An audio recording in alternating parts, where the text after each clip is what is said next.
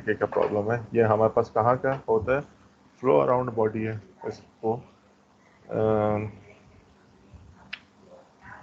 CS towers का नाम सुना किसी ने? सीएस टावर,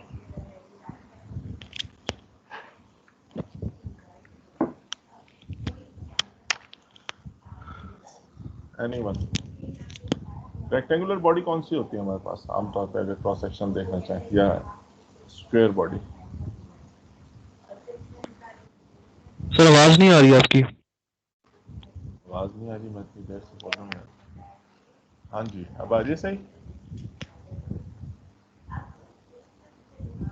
हेलो, सर आवाज सही आ रही है।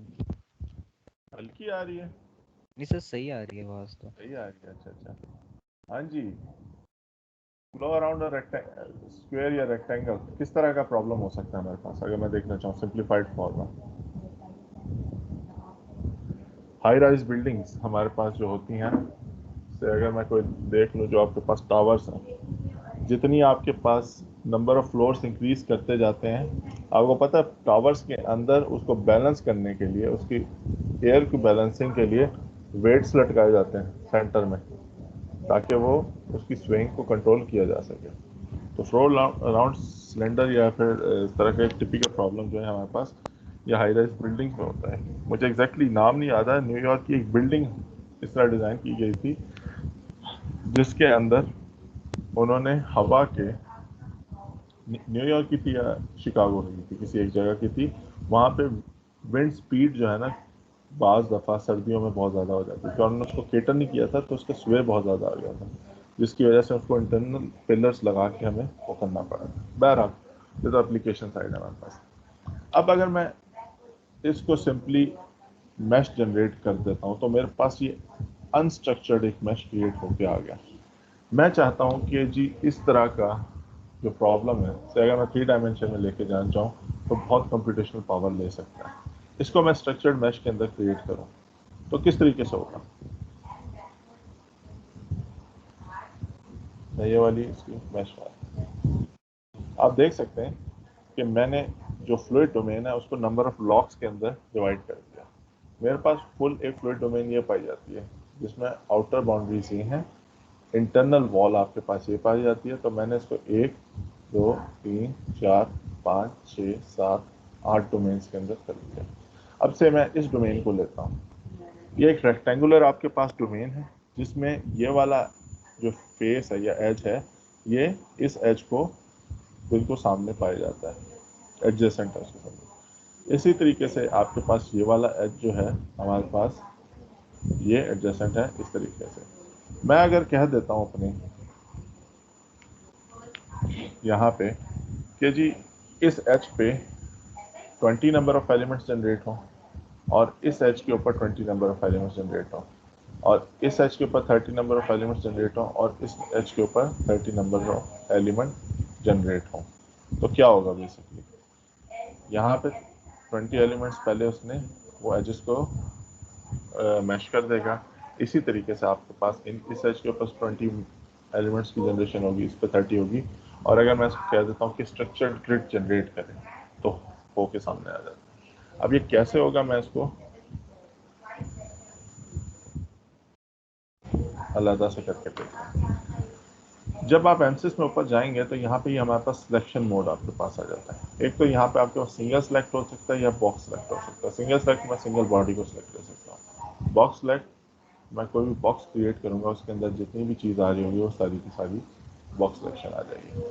ये आपके पास वर्टेक्स सिलेक्शन मोड है, ये आपके पास एज सिलेक्शन मोड है, ये आपके पास फेस सिलेक्शन मोड है, और ये आपके पास बॉडी सिलेक्शन मोड है। यानी कि सिंपल वर्टेक्स को अगर मैंने करना है, तो ये आपके पास दो वर्टिसेस को ज्वाइन करता हुआ कोई एज है, स्ट्रेट है, कर्वेचर है, इट डजेंट मैटर, आप इस तरीके से सिलेक्ट कर सकते हैं। आपके पास एजेस की कम्बिनेशन से कोई फेस जनरेट हो, उससे इसको सिलेक्ट कर सकते हैं, और आपके पास फेसेस की कम्बिनेशन से कोई बॉडी जनरेट हो रही है, तो आप इससे सिलेक्ट कर सकते हैं। अभी मैंने क्या करना है, किस चीज़ को सिलेक्ट करना है? सबसे पहले मैं सिंगल सिलेक्ट मोड में किया, और मैं इसे इस रेक्टेंगल को पकड़ता हूँ। मेरे पास ये वाला एज और ये वाला एज, इसको मैं कह देता हूँ जी इंसर्ट साइजिंग में चला गया, मैशिंग के अंदर। अब ये दो एजेस सिलेक्ट है हमारे पास। अब यहाँ पे आप आए डेफिनेशन के अंदर। डेफिनेशन में आप टाइप को देखें। टाइप में अगर मैं क्लिक करूँ तो दो इंपॉर्टेंट है हमारे पास, एलिमेंट साइज, कि मेरे पास एलिमेंट साइज कितना है। से अगर मैं इसको यहाँ पे बाय डिफॉल्ट 2 पे या अपना कर देता हूँ, तो जो एक एलिमेंट है वो 2 लेंथ का होगा। अब ये बन के 5 एलिमेंट आ रहे हैं, तो इसका मतलब ये तकरीबन इस एच की जो लेंथ है वो तकरीबन कितनी है, 9 या 10 मिलीमीटर होगी। मुझे एग्जैक्टली नहीं इसकी वैल्यू पता। लेकिन अगर मैं कह देता हूँ इंस्टेड एलिमेंट साइज की बजाय, मेरे पास जो बेहतर है फेस मैशिंग के लिए ऑप्शन, जो स्ट्रक्चर मैशिंग के लिए, वो ये नंबर ऑफ डिवीजन। मैं कह देता हूँ कि जी इस एच को और इस एच को 20 नंबर ऑफ डिवीजन में डिवाइड करना है। अब साइजिंग मेरे पास मैटर नहीं रह जाती, आपके पास नंबर ऑफ डिवीजन आ जाती है यहाँ पे। इसी तरीके से नीचे अगर मैं जाऊँ, यहाँ पे आपके पास एक ग्रोथ रेट है। ग्रोथ रेट हमारे पास क्या है कि अगर मैं यहाँ पे स्ट्रेचिंग देना चाहूँ तो कितने परसेंट से, अगर ये 1 मिलीमीटर का है तो नेक्स्ट मेरे पास 1.2 मिलीमीटर का हो, उससे नेक्स्ट 1.44 का हो। लेकिन उसके लिए सिलेक्शन के लिए हमारे पास क्या हो जाता है, आपके पास बाइसिंग का फिनोमेना आ सकता है कि मैं बाइसिंग देना चाहूँ। बाइसिंग का मतलब क्या है कि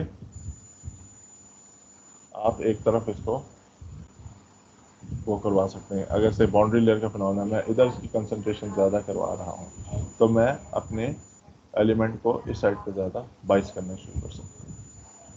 तो फिलहाल हम विदाउट बाइसिंग पे जाते हैं। सर ये स्ट्रेचिंग से फायदा क्या होता है?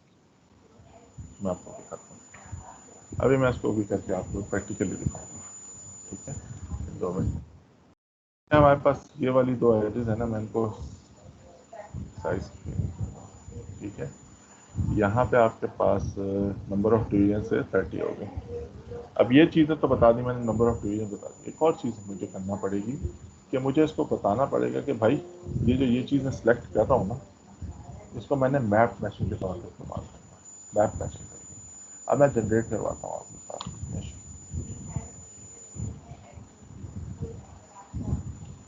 आप देख सकते हैं कि मैंने स्पेसिफाई नहीं किया, तो बाकी बेशक मेरे पास जो चीज़ें वो थी, उसकी मर्जी है, वो उसको मैपिंग के तौर पे करे या अनमैपिंग के तौर पे करे। लेकिन यहाँ पे मेरे पास प्रॉपरली वो चीज़ें उनके सामने आ गई जो आप बात कर रहे थे ना।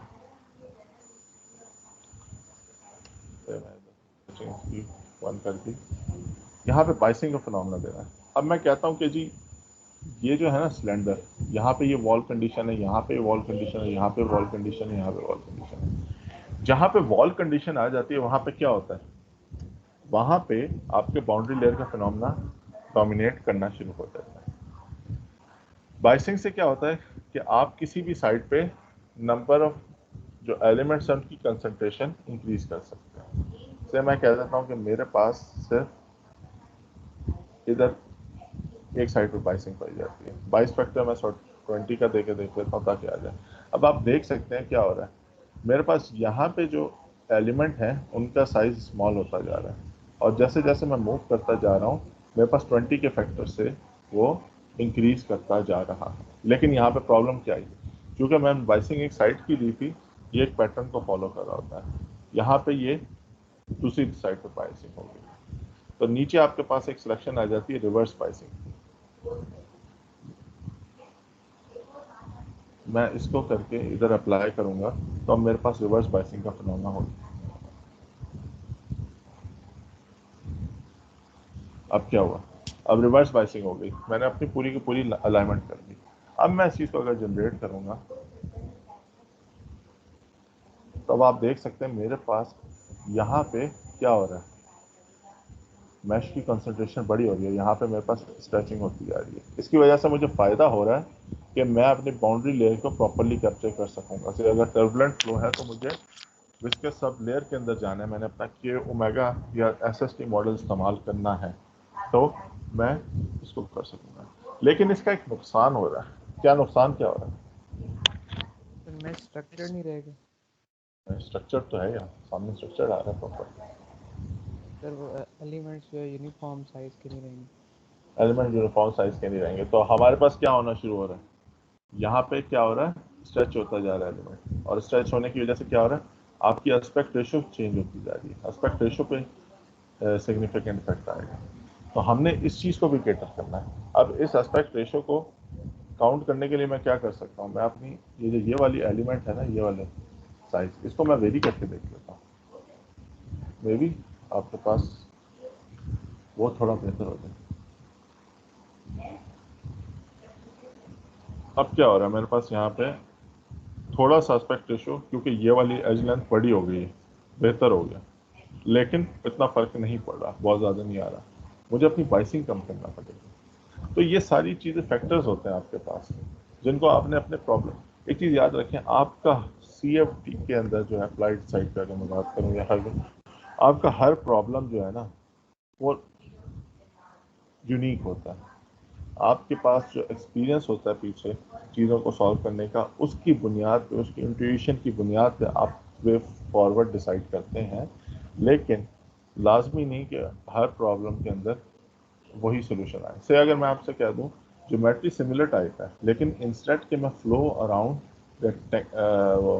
स्क्वायर की बजाय मैं फ्लो अराउंड सर्कल को कर दूं, फ्लो अराउंड जब मैं सर्कल की बात करूंगा तो क्या होगा मेरे पास,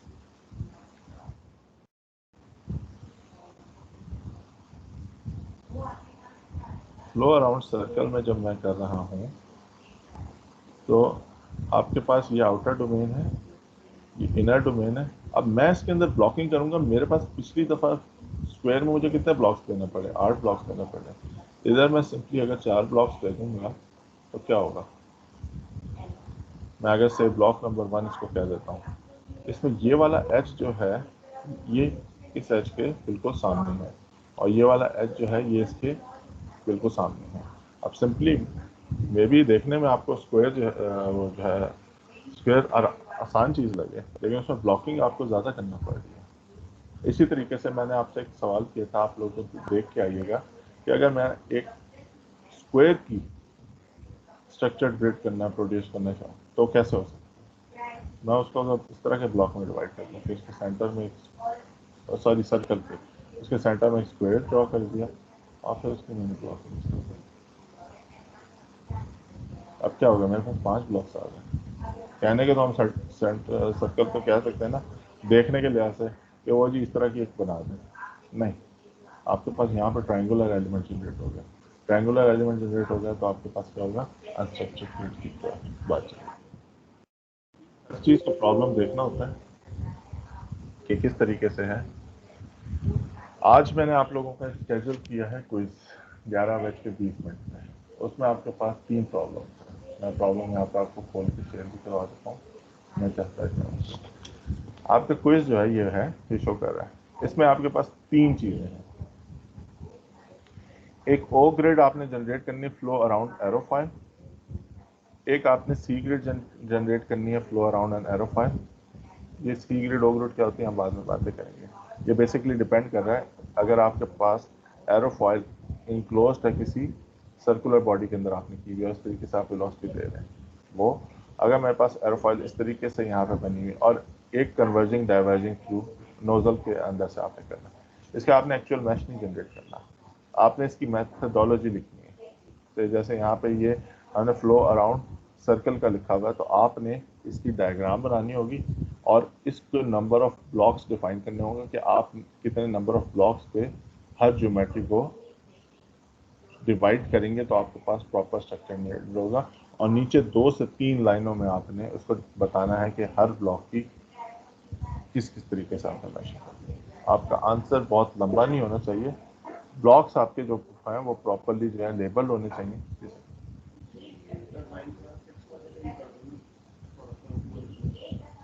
6 वाले का ही कर देते हैं। हाँ, वैसे एक बात, 5 ब्लेड जो था पिछली बॉडी 5 और 6 दोनों का। अच्छा, तो आपने यहाँ पे हर बॉडी का बताना है कन्वर्जिंग डाइवर्जिंग नोजल, आप कितने नंबर ऑफ ब्लॉक्स में इसको कन्वर्ट करके किस तरीके से करेंगे, और अगर आप ये कर रहे होंगे तो आपके पास किस जगह पे वर्स्ट क्वालिटी का एलिमेंट क्रिएट होगा आपके लिहाज से, ये आपने चीज़ है। अब ये वो चीज़ है जो आपकी बेसिकली आपने जो इंजीनियरिंग ड्राइंग पढ़ी है ज्योमेट्री स्किल्स उससे रिलेटेड है, ठीक है। तो इसको बैठें देखें ओपन एंडेड टाइप प्रॉब्लम है, इसको आप जिस तरीके का जवाब देंगे, लेकिन यार मेरी आपसे दरख्वास्त ये है कि काइंडली अपना करके दीजिएगा। ओपन एंडेड प्रॉब्लम का मतलब ये है कि मैं हर एक इनपुट उसके जहन से चाहता हूँ, ठीक है। मैं आप पे एतबार कर रहा हूँ, आप लोग इसको डाउनलोड करें, अपलोड कर दीजिएगा, लेकिन अपनी स्ट्रैटेजी दिखाएं, ठीक है। इतना एतबार कर लूँ मैं आप पे? मुआद, यस सर। मैं चलो काशान, शेयर कर लें। चले यार, आप लोगों ने मुझे रिश्योरेंस दे दिया तो बस आपकी बात फाइनल। सर ये एक बार टाइम वो कब करेंगे तक है ब्लॉक में।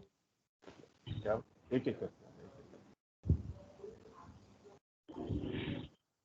सर? टाइम कब तक होगा? मैंने वैसे 11:50 तक का दिया, लेकिन आप जमा करा सकते हैं, ठीक है। ज़्यादा टाइम ना हो, ये ना हो कि आप रात 12 बजे जमा करा रहे हैं, 1-2 घंटे के अंदर ही जमा करा रहे हैं। ठीक है सर। सर ये पहले सर सर दूसरा एक की दफ़ा फिर से वो रिपीट कर। काशान, आपसे पहले एक बात देखिए जी, आप क्या कहते हैं? सर वही कशान वाला ही सवाल था। अच्छा, रिपीट कर दें। शो हो रहा है आपको? वर्ड फाइल शो हो रही है? यस सर हो रही। से मेरे पास यहाँ पे है flow around an aerofoil in a O grid. अब मैं इसको कितने नंबर ऑफ ब्लॉक्स में डिवाइड करूंगा, ठीक है। आपने ये डायग्राम बनानी है हाथ से, उसके नंबर ऑफ ब्लॉक्स जो है ना हाथ से ही मेंशन करने के, ये ब्लॉक 1 है, ब्लॉक 2 है, ब्लॉक 3 है, ब्लॉक 4 है, से ब्लॉक 5 है, 6 है। अब ब्लॉक 1 के अंदर आपके पास एजेस कहाँ कहाँ पे हैं, उसके आप बेशक ब्लॉक 1 की आगे एक डायग्राम बना दें, यहाँ लिख दें। डायग्राम से ज़्यादा चीज़ें बेहतर एक्सप्लेन होती हैं कि इधर ये एज इस एज को फेस कर रहा है तो ये इस तरीके से फर्क डाल रहा होगा चीज़ पे। तो अगर मैं कहना चाहता हूँ कि जी जो एरो फाइल है इसके इर्द गिर्द मैंने बाउंड्री लेयर जनरेट करनी है, तो कौन कौन से जो एजेस हैं उनके ऊपर किस जगह पे बाइसनेस होगी तो उस बाउंड्री लेयर क्रिएट होगी, ये चीज़ें आपको बतानी है, ठीक है। और जब आप इसकी स्ट्रक्चर ग्रिडिंग कर लेंगे तो किस पॉइंट पे आपके ख्याल में इतनी स्ट्रेचिंग प्रोड्यूस होगी कि आप कर सकते हैं। आप बेशक एनसिस का इस्तेमाल अपने प्रॉब्लम मैशिंग वहाँ पे जनरेट करने की कोशिश करें, देखें आपके पास कहाँ पे वर्स्ट एलिमेंट क्रिएट होता है। आप हाथ से करते हैं, आप अपने जहन से कर रहे हैं, आप जहाँ जो चीज़ इस्तेमाल करें, जो रिसोर्स इस्तेमाल करना चाहिए आपके पास, ठीक है। Any other question? Problem open हो गया, आप लोगों के पास आ गया, डाउनलोड कर सकते हैं। कशान एक दफ़ा ज़रा मुझे चेक करके बताओ। यस सर सर आ मैं चेक गया कर सर। रहा हूँ। आ गया, चलो यार, फिर इसको अपलोड कर देना अपना अपना, लेकिन काइंडली किसी का देखना है। ओके यार, बेस्ट ऑफ लक। फिर इंशाल्लाह नेक्स्ट ट्यूसडे वाले दिन हम नेक्स्ट क्लास। अल्लाह हाफ़िज़।